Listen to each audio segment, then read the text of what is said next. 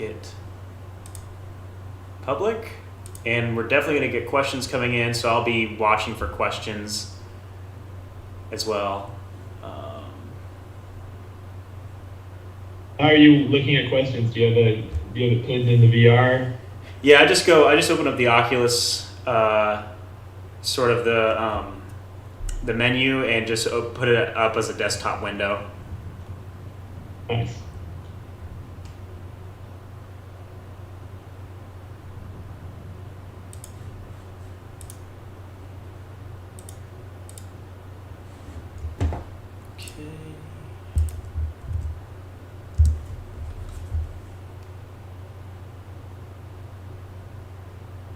This.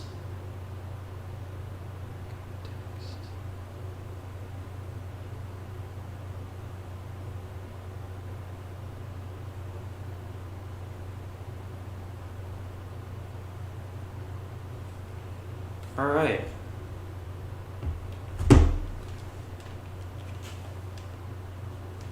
So we are live, and Charlie, it might be best just for the camera if you might want to change your color to something other than black, just so people can see you better. Okay. And if you make yourself sort of a little bit larger than the scene, it might be a little bit easier to see you as well, because you're kind of tiny at the moment. And how do I change that in here? Do I need to back out to change my avatar? Yeah, just back out. Yeah, you'll have to leave the room actually, and just change the color, maybe to something. I'm kind of blue, so maybe if you do like pink or red or something, that might be good. All right, I'll be right back. Cool. Hello, everybody that's joining. We are going live with Charley Hodgkins. Let me go ahead and bring up the screen so we can make sure we're seeing the comments coming through.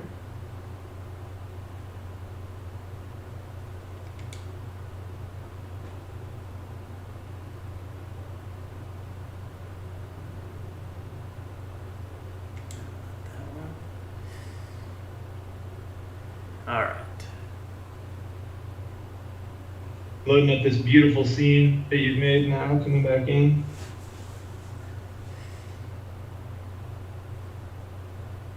Here you go. I'm coming from above. Okay, let me send a little message in here through. All right, there we go. I'm a lime green now. I don't know if that's different enough. Yeah, that's good. So this coffee cup that I've just made for myself, I'm gonna put it where my real coffee cup is, and then I wonder if I can grab it, and then with both hands. Very nice. And Yeah, if you could just make yourself just a little larger, I think that'll be good. Make what? Make myself a little? Yeah, somewhere maybe a little bigger. Okay. Yeah, that's good. That's perfect. So I just took a real sip of coffee from this VR coffee cup. Are you satiated now? Awesome. Yeah, I've also got these little. I've also made sure to prepare some water bottles in case you get a little thirsty as well. Well, it's nice having you here, Charlie. Thanks for joining me. If you just want to maybe share a little bit with our viewers, a little bit about yourself, your background, and just a little bit about who you are. Yeah, so I am a product designer. I work in VR. I build user interfaces. And my background's actually in character animation. So I started out with figure drawing, went to CalArts, did a lot of storyboarding. Then I moved into 3D, so I started to make 3D films. And I made some 3D content for Adventure Time. I did an episode of Adventure Time a while back, and then I went to Nickelodeon and was making VR shorts, really trying to push real-time rendering. And then I moved into product design. So that was definitely a switch. It started with the hook of VR. So, trying out Medium and trying out some of the other creative apps. got me really inspired to move into VR. And after working as an artist and prototyper for a while, creating 3D assets, I eventually moved over to creating interfaces and thinking about user experience more holistically. So I switched to product design, and that's what I still do. Awesome. Charlie, I'm so sorry. The video was private, so there wasn't anybody able to join until just a moment ago. So sorry about that. Okay. But yeah, so now it's public. People can join in. I just got a message from someone saying it seemed like it was private. So you might have to maybe go through that again, but we'll just wait a minute. We don't have to go right back into that again. But thanks for sharing that. Yeah, no problem. I'm very used to VR like issues and going live. It's pretty difficult to do. Yeah. So it's really cool that you've taken the time to make this awesome set, and we're trying to take it to another level, not just do POV live stream or something like that. So yeah, I love that your like face is on the chair and everything. Yeah. I figured since we can't see our faces, thought it'd be a good idea to put our little headshots on here, just so people can see who we are a little bit. But yeah, thanks. The space, I think, will be easier for the viewer, just to anchor some things. So it'll be interesting to see how it goes. But we've got some photos here that we'll be looking at that Charlie's made some of his previous work. You check the comments here. Let's see. But yeah, so since we were private and now we're public, Charlie, if you could just run through again a little bit about your background and your experience up until now, just briefly a little bit, and just to let people know like who you are. Yeah, sure. So the short version is I went from 2D to 3D to VR, and now I do product design. So more of the holistic design experience. My original interest in art was with figure drawing and trying to get into animation. And so I went to CalArts, where I studied character animation. Thought I wanted to be a story artist for a bit. And as I did more and more animation, wanted to make films more quickly, I moved into 3D. So I started doing real-time animation, doing things even in game engines. And then what he's playing up now is after CalArts, I went and I worked on Adventure Time. So I did an episode with David O'Reilly, where in this one, that whole background, the animation leading up to this is my contribution. And that was a super fun project, an amazing experience, and I learned a ton on that. And so working with David with more of these like real-time projects and thinking about efficiency and making everything work in the screen. So you could literally fly around inside that Maya scene and there was no render time. A few years ago that was pretty crazy. And so now people are more and more working in game engines.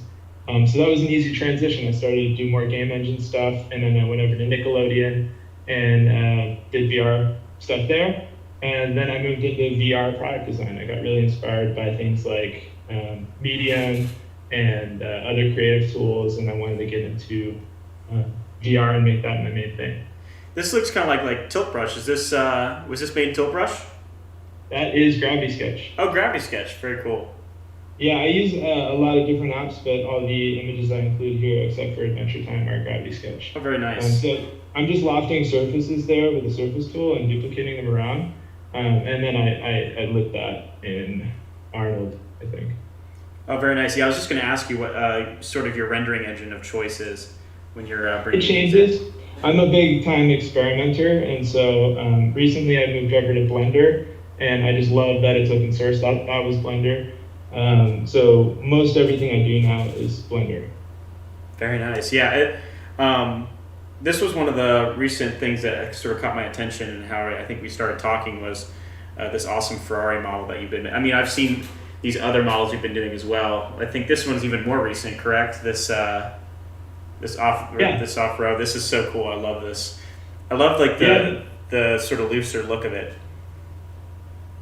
I tried to keep that. I actually put some of the lines back in that were more for the sketch, just to keep it loose. I noticed there's almost an uncanny valley with designs, like there would be with characters, where if it's getting to be more real surfaces, you expect more of it. So sometimes I introduce like a roughness, or I'll bring in some of these design lines to make it feel like more of a concept. Yeah, I think it's an awesome look. Yeah, it's really interesting too. It's kind of amazing how you're able to achieve both. See, because this one here looks super polished, and yet you're able to get like this almost sketchy look. Even from a distance, it looks like something you might have even sketched on, some sort of 2D program, but it's completely in 3D, which is really cool. And you get that liveliness of your hand, almost like a drawing. You'll hear a lot of automotive designers talk about. That's my most recent one. So that is entirely in Gravity Sketch. It's amazing. Except it's rendered somewhere else. And I just finished that. So that was me attempting to do something more complete. Yeah, it's amazing. If you could just share we don't have to go too deep yet, but if you could just maybe share a little bit of your sort of your motivation for this piece here. Yeah, so that's part of the tutorial series. My motivation was to show that you can use Gravity Sketch as a replacement for 3D modeling.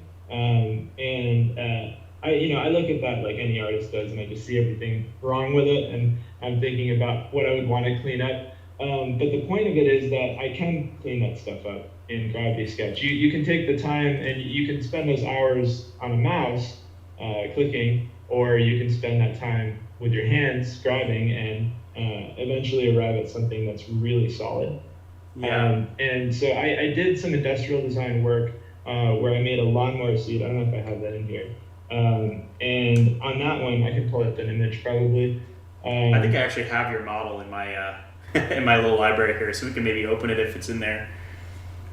Yeah, if you can pull that up, I'll try to. But so that was kind of the inspiration for trying to do something more complete, because I realized for this project I was bored in Blender. I was just clicking and moving things around, and frankly, I was getting repetitive stress injury from it all.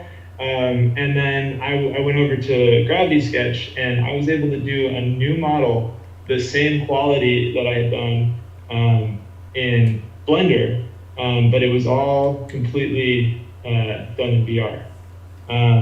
And so that's the model there. The reference images are flying off into space. Yeah. Actually, that's one that has the lines and everything else attached. So it's a little hard to see what's what on that one. Yeah. But somewhere in there are very solid surfaces that have leather patches. And I even did one that we couldn't import to the scene because it's too big, but it had seams. I went in and I literally drew a stitch, and I grabbed it and repeated it like this over and over across the entire That's thing. amazing. And it added this realism to it that I hadn't seen in a lot of other VR models. How long did it take you to create the final model for this? Like, what do you think the time was on it? Time spent? So I made a base mesh in 20 minutes, which has the bolsters and just the general shape. And then I posted a video about that, how I did that. And I actually did that on Quest just to see what the performance would be. And that was really nice. It went quickly. Putting in the leather patches and making the full detailed model was another hour and a half to 2 hours, I'd say. Wow. That's really quick. That's crazy. Yeah, it flies. That's cool. An exploded kind of view. You can really jam, and I noticed that you make things. Your shapes are more organic. It was kind of like what we were saying with the Bronco. I was going to say that you'll hear in automotive design all the time. Designers complain about the lifelessness of CG and the lifelessness of digital and three-dimensional design in CAD. And so you invest in that concept stage, that drawing stage. With Gravity Sketch, you have that in here. So even when I'm surfacing, there's this hand quality to it. It's more sculptural, and you're feeling the overall volume. You're less capable of building something that's wrong, or that only works in an orthographic view. Yeah. Because you're looking at it and you're like, oh, that looks wrong. Yeah. Well, something I was going to say when you were talking about this this Audi here is you were talking about, doing it in Gravity Sketch, would be more enjoyable of an experience than in the 2D program.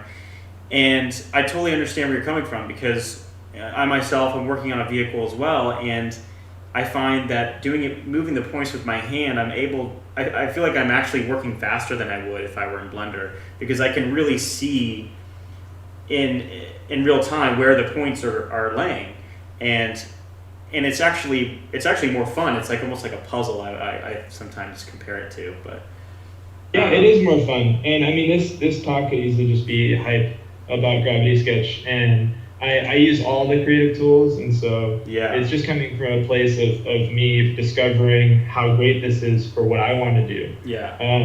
And actually, since I got into using Gravity Sketch again recently, I only started using Gravity Sketch again maybe 3 weeks ago, I'd say, maybe a little bit more. Mm-hmm. I used it years before, like this I made a long time ago. But I got back into it for doing car stuff, and I realized I've like woken up creatively, and I wasn't quite sure what to attribute it to, but I've been making new stuff almost daily. And I'm doing it before work, in the morning. I spend an hour, and then I've got something that I feel like I can share. It's that iteration is so quick that I can create something, get that feedback from sharing it out, and the response has been really positive. That's amazing, and I can see it, and that's really what caught my attention when I was first discovering you, was you were putting out these tutorials and all this content. It was really interesting. And so, by the way, if anybody wants to go check out Charley's stuff, please go look at his tutorials. He's got some great stuff up on YouTube. It's just your name, right, on YouTube, Charley Hodgkins? It's cartoonist. Okay, so yeah, cartoonist on YouTube. That's how you can find him. He's writing it out there. But yeah, I mean, I've seen that, and it's really cool to see you just working through process and almost like on a discovery journey, really. And finding things as you go along. And yeah, I mean, if you could just maybe talk a little bit more about your creative journey, because I was really interested in the animation stuff that you were telling me about. There was something you mentioned when we met previously about typography, I believe. Yeah, so there was this, I'm not sure what the typography specifically was about, but there was this move from, just drawing for drawing's sake into drawing for animation's sake, and then animating for 3D's sake, and then you have 3D for VR's sake. And then we started thinking about user experience. And so I actually got into like mobile design and typography about 2-3 years ago. And it's been a big focus. So using like these kind of responsive UI systems to create things that are in VR, or like thinking about what happens when my hand approaches something, because we have touchscreens, but we don't know how close your hand is. We don't have that input. So with these virtual interfaces, we can think about a whole new dimension of, with typography, responsive typography, breakpoints. I mean, if I can't read something, I can make it whatever size I want. It's not just constrained to the size of your phone screen. So there's a lot of really interesting things that you can do. Yeah, absolutely. And I just find that so fascinating, but it is a testament to the, this technology of VR and immersion and everything. Let me just check some of these comments here. We got some questions coming in here, so we look.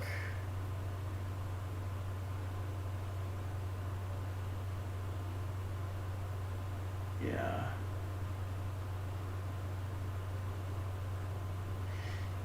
Someone asked, do you feel more productive in VR, and do you notice that you're doing things faster? So I think you may have touched on that, but if you want to answer that. Yeah, it's not. I'm not going to say that everything's faster, but some things are way faster. And so, like this dragon, I made this I think over a year ago in Gravity Sketch. I really just sketched it as fast as I could think of it, and you can turn around the model and it's dimensional. Now, in VR, if I was going to try to make scales, or like, maybe I could go in and I could duplicate those scales by hand, but something that needs to be procedural, like a leather texture or something like that, if I want to take it to more of a full level of realism, VR isn't the place where I would do that. But for conceptualizing, for building things out, it's really, really fast. And keep it on Gravity Sketch, the thing that's really powerful is I come in and I sketch a line, and then, oh, it's a little wonky, so let me edit it, duplicate the points, drag them around, and make it a pretty line. And so now it's got this flow to it.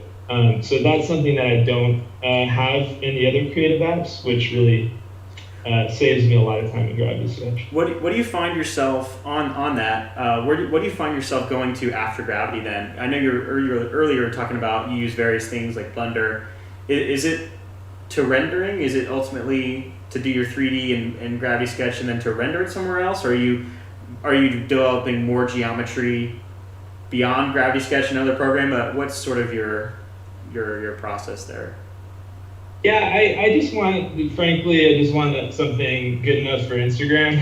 So I'm just trying to put something into an engine so I can get some nice lighting on it. And then when I share it out, I do that because there's this thing, if you haven't used this app or any of these creative apps, where you're working on this tree in VR and it looks amazing, and you're turning, you're like rotating your head. And then you look at your live stream or you look at the render out of the VR view, and it doesn't look that good. And you're telling everyone, you just got to get in the headset and check it out there. And so I think taking a little bit of time to render it out nicely somewhere else, so it's more at the bar of other 3D rendering that you might see on Instagram, I think it's worth it, so people realize like how good this stuff can be.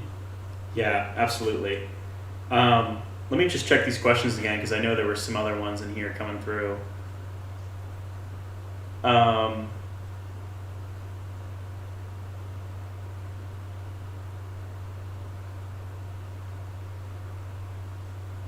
Someone's asking if we're going to have maybe some more Illustrator or concept artists on.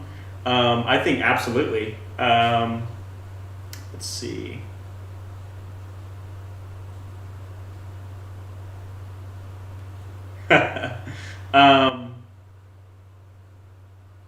Just reading through these. Yeah, it's just a step, right?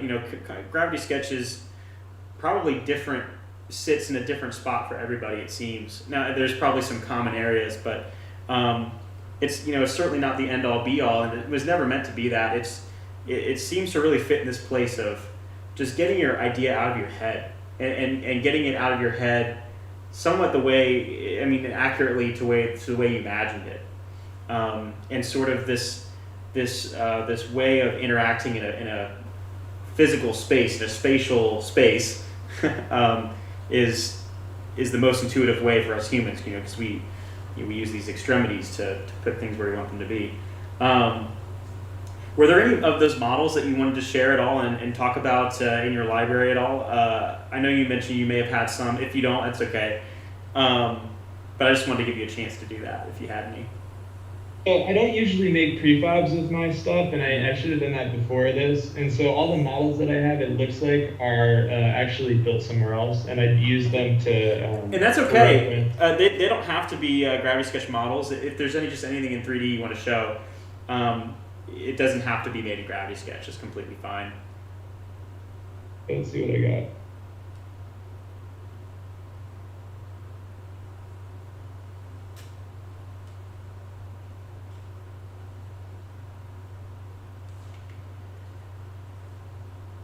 So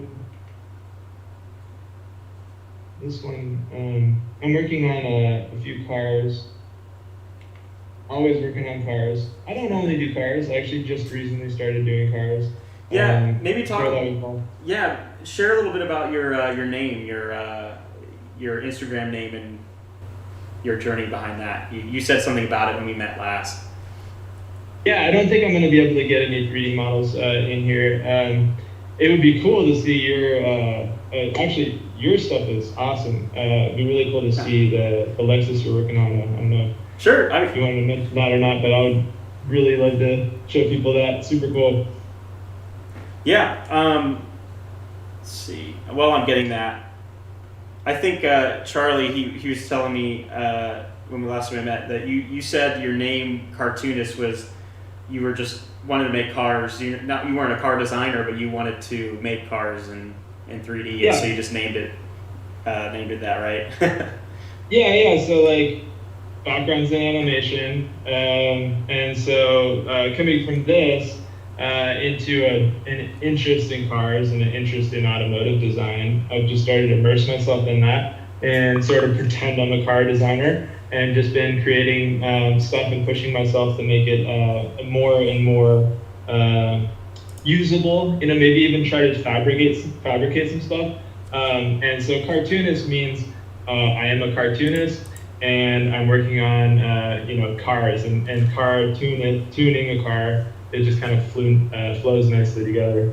Yeah, I really like it. Whoa, am I still live? Yeah, it's all good. It's I just brought in a model. Should be okay now. As a trippy purple moment. Anyway, this thing is so cool. Something I'm working on, but something that I saw on Instagram that I thought was amazing. Somebody is using Gravity Sketch to draw on top of a 3D scan of a Taycan, Porsche Taycan, and they're doing a new splitter or like a side script in Gravity Sketch and then fabricating it for real. So there's like a whole end-to-end production flow. That's really that awesome. If you would later, if you could send me a link to that, I'd love to. I don't think I've actually caught that, but that sounds really interesting. Yeah, it was really inspiring. I mean, there's a lot of these car render artists who have tons of followers, and a lot of times they'll take a 3D model and add a wide body kit to it and bag it. And if you want to do that, it's super easy in Gravity Sketch. You just bring in the 3D model and you just lock those surfaces over and adjust the car. Totally. That could be a daily thing. Totally. That was something that someone in the community was mentioning as well, that they saw it as a way to add body kits on cars. And I was like, oh yeah, that's absolutely something that could do, that you could do. I think there's a company that actually does that now that I'm thinking about it. Let me just check through the questions here again. If you want to show off that car too, can you hand me it? I can't get over there. Oh, yeah, sure I guess thing. I could. I could scooch over. There you are. Yeah, this thing is awesome. But the thing is like creating vehicles. I think traditionally vehicles have been very complicated to create in 3D, and you really need to be specialized and needed to be someone who is a professional and trained to create these complex shapes. But the power of VR and working in VR, I think, has bridged that gap from experienced professionals to people who just want to express what's in their head and make the shapes. And so, especially with Gravity Sketch Sub D, allows you to do that. And this project was really my exploration into that. It's ongoing. I'm making a more in-depth video for this in the future. But I think the power of VR and being able to make complex forms is going to really disrupt design industry and but give power into people that may not have alias training, but want to make those types of shapes. Yeah, and I mean, I came in, it's not that I came in completely from scratch, like knowing how to handle subdivision modeling before you do sub D in here is going to help you for sure. But at the same time, if you learned it in here from scratch, you're learning it in a more intuitive way. I'm really excited to see what it's like with hand tracking. I haven't tried that yet, but when hand tracking gets really good and you just reach out with, your thumb and index finger and you grab a single point and that's accurate, that's going to be really killer. Absolutely, I agree. I think we developed some time back for Magic Leap, but dropped it. I think I'm not sure if Magic Leap was maybe not doing well or something. I don't remember exactly what happened with that, but it seems to me the story is that it just needs the technology just needs to get better, and it seems like it is. It seems like there's been some developments in that. And, yeah, I believe that they were adapted. That you're seeing more of these like native solutions showing up with the inside-out tracking in some of these headsets. Yeah. So I think that's really promising. And I think about like it's gonna feel like origami. It's gonna be less fatiguing. There's no weight in your hand. And we have I think there's a ways before it's gonna you'll have the dexterity to really do it nicely. But I know it's going to happen, and I'm really excited for when it does. Yeah. Let's see. Dan Robinette, he says, do you ever feel like you're not really working because you're having so much fun? Definitely. Yeah. I mean, this is something that I've just started doing when I probably shouldn't be. Like, I'm like, oh, I gotta go do some real life stuff, and I'm working. Either early in the morning or after work on this. And sometimes I gotta rip myself out of there, especially once you start a sketch and you start to really fill it out. You lose track of it. It doesn't really feel like work. It feels more like you're just creating something. Yeah. And I'll have to attest to that as well. It's especially when I'm in VR, I definitely lose track of time. That's for sure. It's nice that you guys have there's time on the bottom of this handle. Right. I actually check that all the time once I notice that, because otherwise I'd miss all kinds of things. Meetings. Well, thank you so much for sharing your stuff, Charlie. I want to give the opportunity. We give this opportunity to every person that we talk to.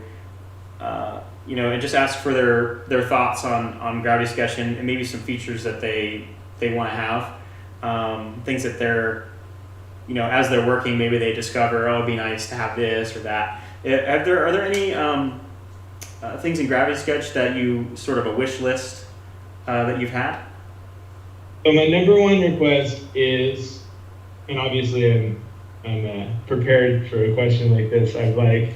Always thinking about this when I'm using Gravity Sketch, so I'm like, oh, glad you asked. The surface tool, which I use all the time, if that had a thickness, it would save me so much time. If I had the ability to add thickness to these surfaces, because sometimes I'll come in and I'll be like, this goes this way, and then I loop it, and I get it into place, and let's say that's facing this way.